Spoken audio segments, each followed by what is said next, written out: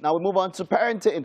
We have Iwaola Ughulu. She's an educationist and marriage counselor, and today we're talking about partnership in parenting. It's great to have you all. Welcome. Good morning. You're welcome. Happy to be here again. Yeah. Now, people expect that parents are partners, but it is not always the case.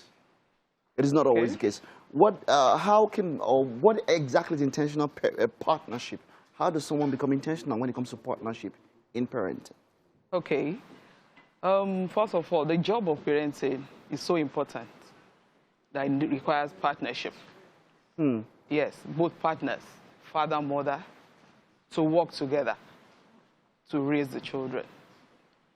When we are saying they should work together, they should always speak the same voice. They should always be on the same page. How possible? Wow. How possible is this? Actually, it's possible.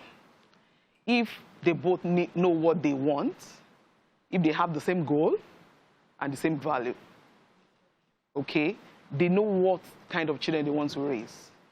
And it doesn't just happen anyway. Very true, because, you know... It doesn't just happen. They have to constantly communicate, constantly discuss the values they want to teach. The values they want. Fine, both of them are coming from different backgrounds, with different values. But once they come together, they're supposed to sit down and talk. If they don't talk, if they don't discuss, they won't achieve anything worthwhile. Yes. So, okay, they need to talk regularly to discuss those value traits. Okay? Mother will talk about her own background, the way she was raised.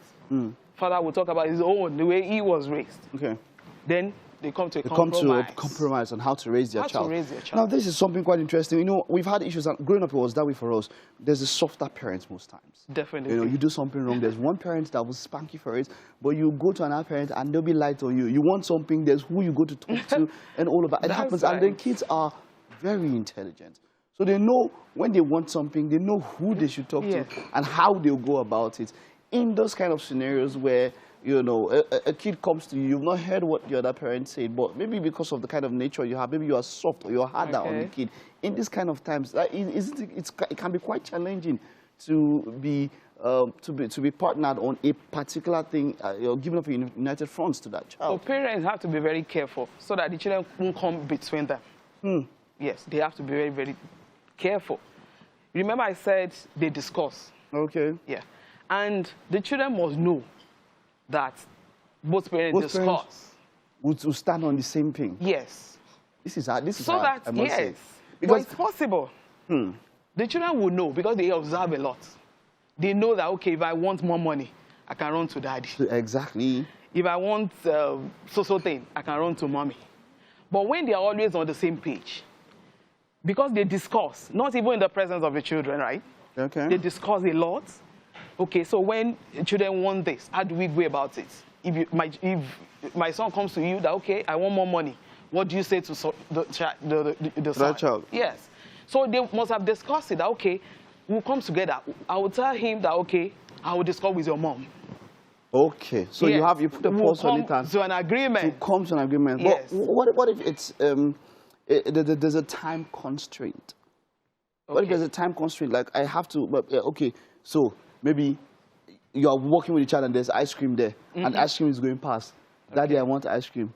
Would you say, okay, wait, let me call mommy no, of course before we get the ice cream for you? Of course, and mommy might say, she's been taking too much sugar. You know, in those kind of scenarios where there's a time constraint, I'm just using that as an example. Yes. But there are times when there's time constraint and you might not have the chance maybe to get across to the other parent. Yes. That parent, particular parent, will have to go ahead and take a decision right there. Right there. Yes. Depending on what they have they've discussed prior to this time. And the value they want to. Okay. Now, I want to put this to you. Recently, there's a social experiment that was trending online where a mother and a father will put a kid in the middle and then they'll run in opposite ways and look for which kid the parent will follow.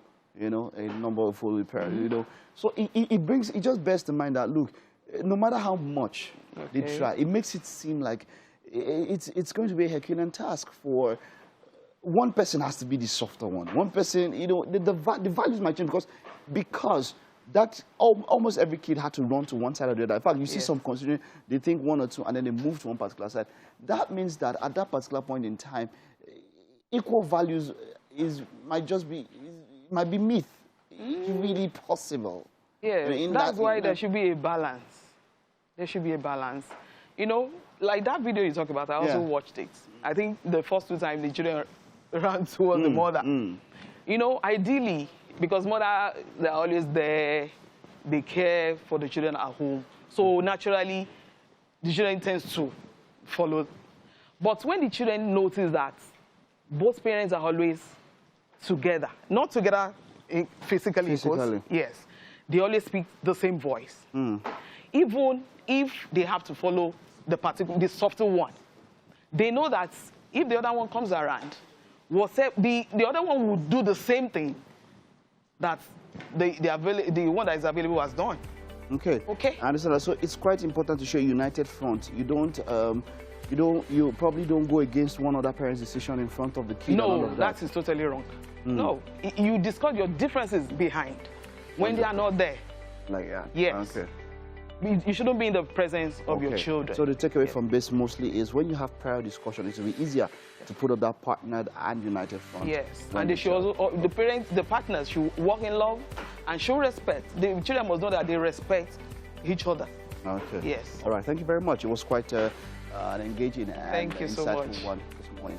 Okay, that's it. That's all we can take. Now, we'll take this time out. Now, there's still quite a little bit more. We have our last guest. Don't go anywhere.